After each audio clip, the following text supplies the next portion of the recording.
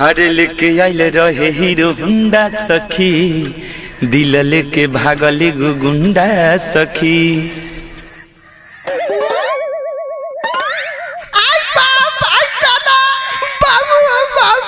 रे करिया का रे काहे फुका फार के रोता रे का भलौ रे हैं होलल बेला भैया थाला हमला लोग मते भलो दाउट गेलो ठाटे फाट गेलो हम का भलौ रे बताइबे तब न। देखो ना आज हमर जन्मदिन हो अब बाबू तो पैसा मांगले मत माल के बेलगा देलबो। हां अब हम अपन जन्मदिन कैसे मनाबै होलल बेला भैया। साला का मौगा खानी रोता रे चुप चुप चल तोहर जन्मदिन हमनिए मनावता नी सन और जना डीजे लिया के केक लिया के खाई जाई नाचल जाई चल।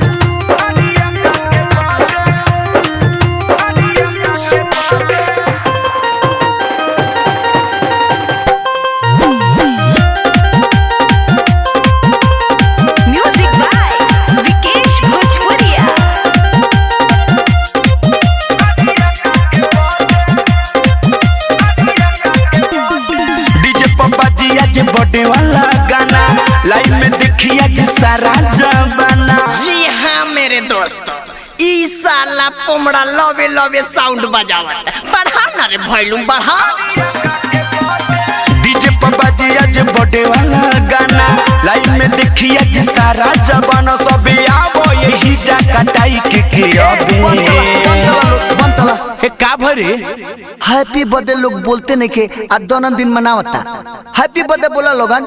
अरे बोलो सर बोलो सर हैप्पी बर्थडे टू यू करिया हैप्पी बर्थडे टू यू करिया दलिया तो दलिया देम दलिया मत कह मना ले दे करिया का के बर्थडे मना ले दे करिया का के बर्थडे मना ले रे करिया का के बर्थडे मना ले रे करिया का के बर्थडे।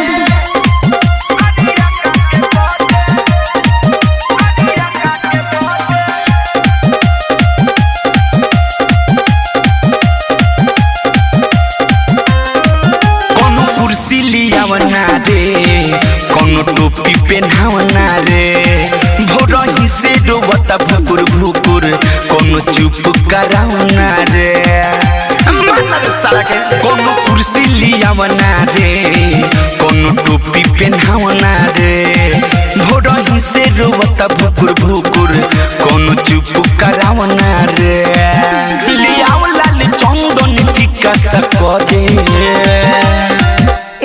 थुगले बर्थडे मनावता लोग आ तू तो दीपा तो पतली नहीं किया है करिया का तोरा का चाहिए रे का चाहिए देख लो भैया तलिया तो हबो हमला मुंह में तो तू दाल निकल दतबो त बाद में हमला के ना कहियो लोगन ठीक बा। मना ले दे करिया का के बर्थडे मना ले दे करिया का के बर्थडे मना ले रे करिया का के बर्थडे मना ले रे करिया का के बर्थडे।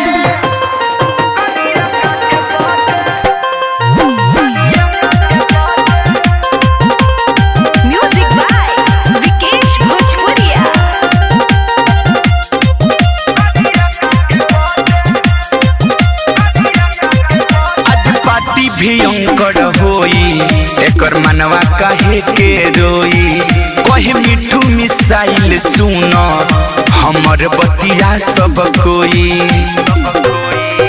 आज पार्टी भयंकर होई एकर मनवा काहे के रोई कहे अलबेला अशोक सुनो हमर बतिया सब कोई रंगीन चलिया जेना किर सदे। ओ भैया हो एक धतन हम लोग दे बनू आ मुंह लगिन उदाई तो बाला नत बाबू हम होतित बा। हाँ तो साले तू दारू पीबो नशा लाग जाई तो जन्मदिन मनावते रह जाइबो। ए एक धकन ओथे दादा थोड़ी पीले मना ले दे करिया का के बर्थडे मना ले दे करिया का